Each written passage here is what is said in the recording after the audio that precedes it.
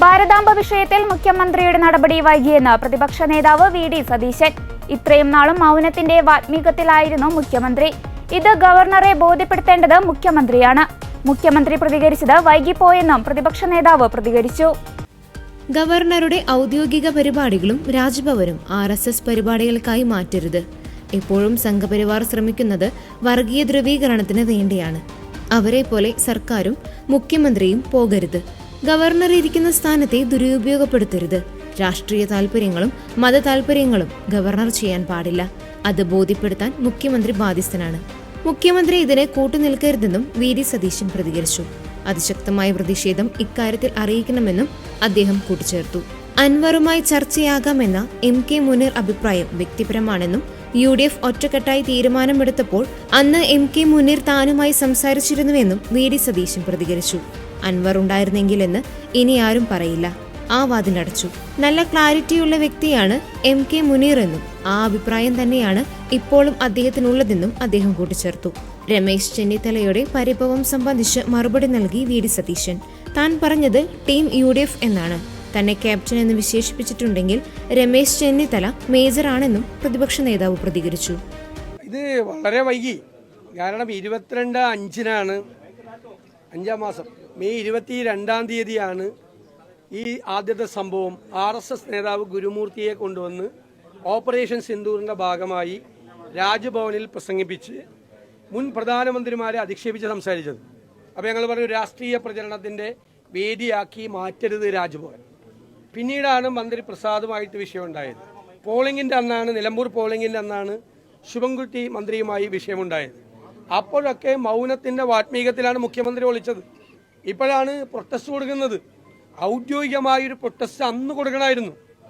രാജ്ഭവനെ രാഷ്ട്രീയ പ്രചരണത്തിനും മതപ്രചരണത്തിനുമുള്ള വേദിയാക്കി മാറ്റരുത്. ഗവർണറുടെ പരിപാടികൾ, ഔദ്യോഗിക പരിപാടികൾ രാഷ്ട്രീയ പ്രചരണത്തിനും മതപ്രചരണത്തിനുമുള്ള വേദികളാക്കി മാറ്റരുത്.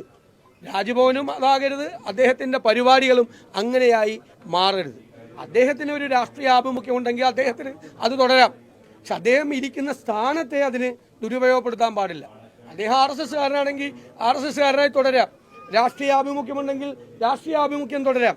പക്ഷേ ഔദ്യോഗിക പദവിയിൽ ഇരുന്നു കൊണ്ട് ആ രാഷ്ട്രീയ താല്പര്യങ്ങളും മത താല്പര്യങ്ങളും സംരക്ഷിക്കാൻ ഗവർണർ ചെയ്യാൻ പാടില്ല. ഇത് മതേതര കേരളമാണ് എന്ന് ഗവർണറെയും അതിൻ്റെ പിന്നിൽ നിൽക്കുന്ന ആളുകളെയും ബോധ്യപ്പെടുത്തി കൊടുക്കേണ്ട ഉത്തരവാദിത്വം കേരളത്തിലെ മുഖ്യമന്ത്രിക്കും ഭരണകൂടത്തിനുമാണ്. ഇപ്പം കൊടുത്തത് നന്നായി, പക്ഷേ വൈകിപ്പോയി. അതാ ഞാൻ പറഞ്ഞല്ലോ, ഈ ഒരു സംഘർഷത്തിലേക്കൊന്നും കേരളത്തെ വലിച്ചഴക്കാൻ പാടില്ല. ഗവർണറുടെ പരിപാടികൾ ഔദ്യോഗിക പരിപാടികളല്ലേ. ഗവർണർക്ക് പ്രൈവറ്റ് പരിപാടികളില്ലല്ലോ, ഔദ്യോഗിക പരിപാടികളാണ്. ആ ഔദ്യോഗിക പരിപാടികളൊന്നും ഇങ്ങനെയുള്ള പ്രചരണങ്ങളുടെ വേദിയാക്കി മാറ്റി എപ്പോഴും സംഘപരിവാർ ശ്രമിക്കുന്നത് ഒരു വർഗീയ ധ്രുവീകരണത്തിന് വേണ്ടിയിട്ടാണ്, കമ്മ്യൂണൽ പോളറൈസേഷന് വേണ്ടിയിട്ടാണ്. നമ്മളെല്ലാം പൊളിറ്റിക്കൽ പോളറൈസേഷന് വേണ്ടി ശ്രമിക്കുമ്പോൾ അവർ കമ്മ്യൂണൽ പോളറൈസേഷന് വേണ്ടിയിട്ടാണ് ശ്രമിക്കുന്നത്. അവരുടെ അതേ നറേറ്റീവിൽ ഗവൺമെൻറ്റും CPM-ഉം പോകരുത്. ഗവൺമെൻറ്റിന് ഇതെല്ലാം പ്രൊട്ടക്റ്റ് ചെയ്യാനുള്ള ബാധ്യതയുണ്ട്. മുഖ്യമന്ത്രിക്ക് അതിൻ്റെ ബാധ്യതയുണ്ട്. മുഖ്യമന്ത്രി ആ ഉത്തരവാദിത്വം നിറവേറ്റി ഈ കേരളത്തിലെ മതസൗഹാർദ്ദത്തെ കളങ്കപ്പെടുത്താൻ ഉള്ള ഒരു പണിക്കും കൂട്ടുനിൽക്കരുത്. ശക്തമായി നിൽക്കണം. ഗവൺമെൻറ് പറഞ്ഞാൽ അതിൻ്റെ കൂടെ ഞങ്ങൾ നിൽക്കും. ഇതെല്ലാം പരസ്പരം അറിഞ്ഞുകൊണ്ട് ചെയ്യുന്ന കാര്യങ്ങളാണെന്ന് ആർക്കാ അറിയാത്തത്? എന്നിട്ട് പിന്നെ നാടകം കളിക്കുകയല്ലേ. പിന്നീടുള്ള നാടകങ്ങളല്ലേ. അത് കൊടുത്തത് അറിയില്ല, എന്താണ് കൊടുത്തതെന്ന്. ഇത്തരം ഒരു പരിപാടിക്ക് സർവകലാശാല ഹാൾ കൊടുക്കാമോ? ഒരു മതപരമായ പ്രചരണം നടത്തുന്ന തരത്തിൽ അങ്ങനെ ചെയ്യുന്നൊരു സംഘടനയല്ലേ കൊടുത്തത്? അവരുമായിട്ട് ആഭിമുഖ്യം പുലർത്തുന്ന, എന്നിട്ട് ഇതിനെ ഒരു സംഘർഷ വേദിയാക്കി മാറ്റാൻ അതെല്ലാം അവർ ശ്രമിക്കുന്നത് ഈ ഭിന്നിപ്പിന് വേണ്ടിയിട്ടാണ്. ഹെയ്റ്റ് ക്യാമ്പയിനാണ് ഇത്, വിദ്വേഷത്തിൻ്റെ ക്യാമ്പയിനാണ്. ഭിന്നിപ്പിന് വേണ്ടിയിട്ടാണ് ശ്രമിക്കുന്നത്. കൊടുക്കരുത്. അതിശക്തമായ പ്രതിഷേധം അറിയിക്കണം.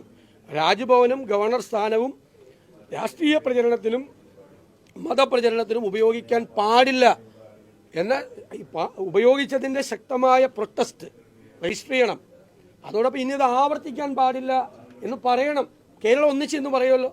അതല്ലല്ലോ, അങ്ങനെയല്ലല്ലോ. കഴിഞ്ഞ കുറേ ദിവസങ്ങളായിട്ട് ഇതല്ലേ നടത്തുന്നത്. ഗവർണറുടെ നേതൃത്വത്തിൽ നടത്തിക്കൊണ്ടിരിക്കുന്ന ഈ വിവാദങ്ങളല്ലേ. ഔദ്യോഗിക പരിപാടിയിൽ അങ്ങനെ ചെയ്യുന്നു. പിന്നെ ഞാൻ പറഞ്ഞല്ലോ, ഈ ഓപ്പറേഷൻ സിന്ദൂർ പ്രഭാഷണ പരമ്പര നടത്തുന്നതിൽ ഒരു തെറ്റുമില്ല. അതിൽ പ്രതിരോധ വിദഗ്ധരെ കൊണ്ടുവരാം, അല്ലേ? ഫോറിൻ അഫയേഴ്സ് എക്സ്പേർട്ടുകളെ, വിദേശകാര്യ വിദഗ്ധരെ കൊണ്ടുവരാം. എന്നിട്ട് ഇന്ത്യ എടുത്ത സ്റ്റാൻഡോ നിലപാടിനെയോ ന്യായീകരിക്കുകയോ അതിനെ അതിശയോക്തിപരമായി പൊലിപ്പിച്ച് കാണിക്കുകയോ എന്തുവേണം ചെയ്തോട്ടെ, അത് തെറ്റില്ല. പക്ഷേ അറിയപ്പെടുന്ന ഒരു RSS നേതാവിനെ കൊണ്ടുവന്നിട്ട് 2 മുൻ പ്രധാനമന്ത്രിമാരെ രാജ്ഭവന്റെ ക്യാമ്പസിൽ വെച്ച് അധിക്ഷേപിച്ച് സംസാരിക്കുന്നതിൻ്റെ രാഷ്ട്രീയം എന്താ? അത് നടക്കില്ല കേരളത്തിൽ, അത് നടക്കില്ല.